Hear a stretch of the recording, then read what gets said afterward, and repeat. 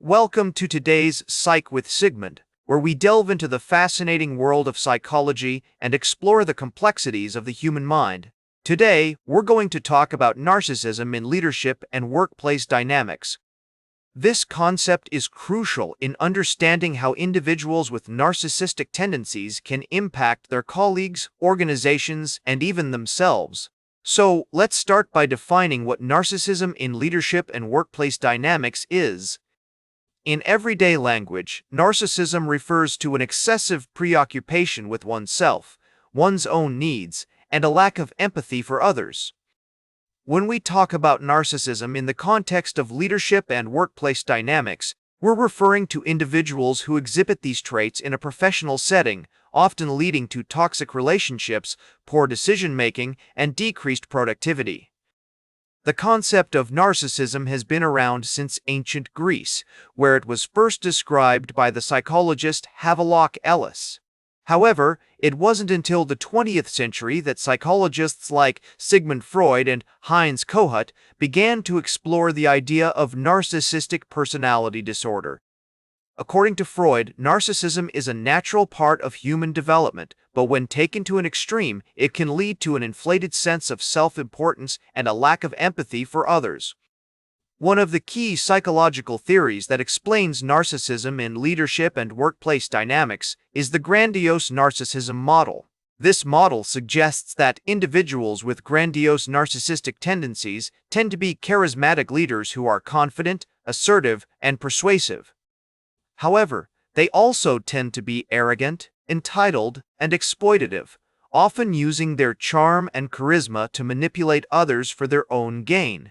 Research has shown that leaders with narcissistic tendencies can have both positive and negative effects on their organizations. On the one hand, they can be innovative, entrepreneurial, and visionary, driving growth and success. On the other hand, they can also be reckless, impulsive, and self-serving, leading to poor decision-making and conflict. For example, a study by psychologist Robert Hogan found that leaders with high levels of narcissism tend to be more likely to engage in risky behavior, such as making aggressive business decisions or engaging in unethical practices. Another study by psychologist Jeffrey Pfeffer found that narcissistic leaders tend to have higher levels of employee turnover and lower levels of job satisfaction. So, how can we apply our understanding of narcissism in leadership and workplace dynamics to real-world situations? If you find yourself working for a leader with narcissistic tendencies, it's essential to set clear boundaries, prioritize self-care, and seek support from trusted colleagues or mentors. It's also crucial to recognize that you cannot change the narcissistic individual, but you can control how you respond to them. Therapeutic approaches, such as psychodynamic therapy, cognitive behavioral therapy, and group therapy, can be effective in treating narcissistic personality disorder. These therapies aim to increase empathy, improve relationships, and reduce grandiosity. However, treatment can be challenging due to the narcissist's inherent resistance to change and their tendency to manipulate others. In addition to understanding narcissism in leadership and workplace dynamics, it's also essential to recognize other psychological concepts that can impact workplace relationships, such as emotional intelligence, attachment theory, and social learning theory. Emotional intelligence refers to the ability to recognize and regulate one's own emotions and the emotions of others. Attachment theory suggests that our early relationships with caregivers shape our expectations and behaviors in adult relationships.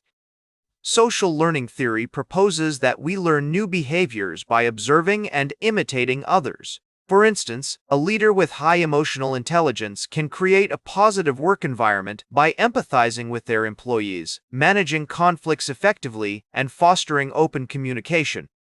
On the other hand, a leader with an insecure attachment style may struggle to form trusting relationships with their team members, leading to decreased collaboration and productivity. In conclusion, narcissism in leadership and workplace dynamics is a complex psychological concept that can have significant implications for organizational health and individual well-being. by understanding the theoretical underpinnings of narcissism, recognizing its manifestations in real-world scenarios, and applying this knowledge to promote healthier leadership and team dynamics, we can work towards creating more balanced and productive work environments. As we reflect on the impact of narcissism, it's also important to acknowledge that a certain level of self-confidence and assertiveness is necessary for effective leadership. The key lies in finding a balance between confidence and empathy, recognizing the value of diverse perspectives, and fostering an environment where everyone feels valued and heard. That's all for today's Psych with Sigmund. Remember to like, share, and subscribe, and until next time, may your ego find balance between pleasure and reality.